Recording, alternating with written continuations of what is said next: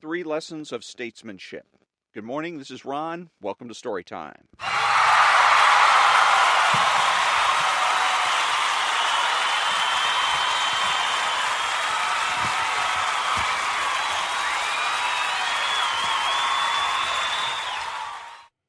And good morning, this is Ron, and it is Saturday, the 6th of January, and I am reading 3 Lessons of Statesmanship from the December issue of Imprimis, Volume 46, Number 12.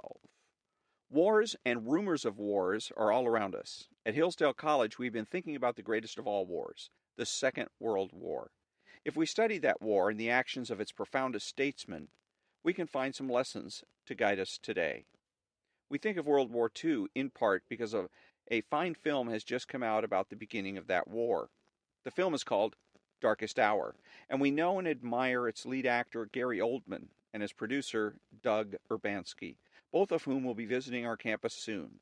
We also think of that war because we have just sent to the printer Volume 20 of the Churchill Documents, the series of documentary volumes that will soon complete the official biography of Winston Churchill, of which Hillsdale College Press is the publisher.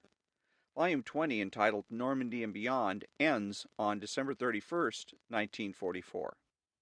The film, then, concerns the beginning of that largest and worst of wars, and the document volume covers the end of its last full year. The beginning and the end of things reveal their meaning in particular ways. From the beginning and the end of World War II, we draw 3 lessons relevant to the choices we Americans must make now.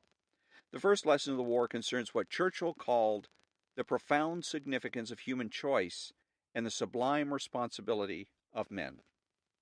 We see in Darkest Hour that the war begins in disaster. There was the disaster that led to the war, the advent of Hitler in 1933, and his increasing domination of Central Europe.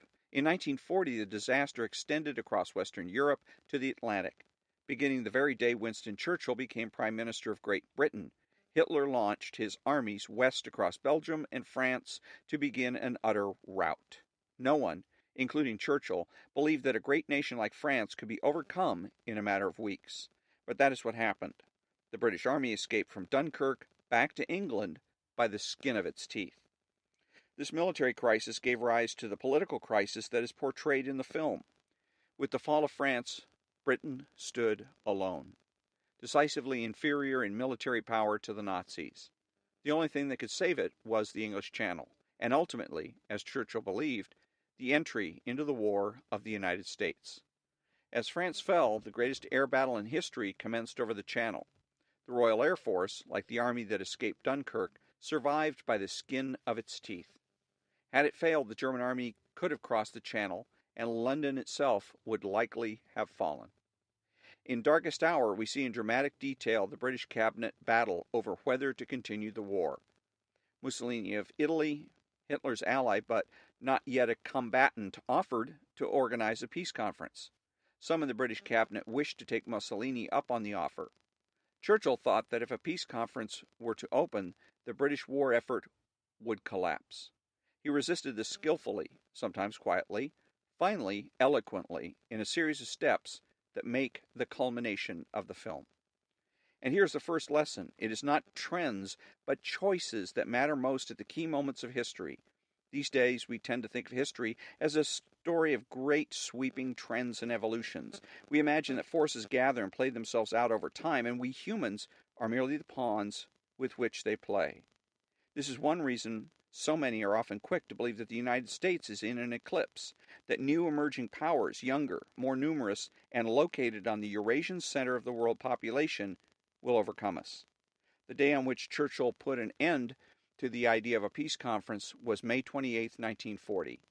He walked into the cabinet room and made a stirring speech, which in the diary of Minister Economic Warfare Hugh Dalton ended with these words: "If this Long Island story of ours is to end at last, let it end only when each of us lies choking in his own blood upon the ground." This speech, which provoked a demonstration of enthusiasm that swept throughout the government, was not a product of any trend or great evolution of history. It spoke in defiance of those forces. No one else on that day was either inclined to make or capable of making that speech. And Churchill had only become prime minister by a series of narrow chances. No story better illustrates one of Churchill's favorite lessons, a lesson valuable for us to keep in mind. Both chance and choice play a large part in human affairs. If everything were fate, Hitler would have won the war, for he was the one who believed that everything was fated in the historical process. And that's end of part one of 3 lessons of statesmanship. And it's an excerpt, or it's adapted from a speech delivered on December 1st at Hillsdale College's Alan P. Kirby Jr. Center for Constitutional Studies and Citizenship in Washington, D.C., by the Hillsdale College president, Larry P. Arnn. And so tomorrow, on January 7th, I will read the next installment of this particular issue, and we'll go from there. But until then, thank you very much for listening, and have a great day.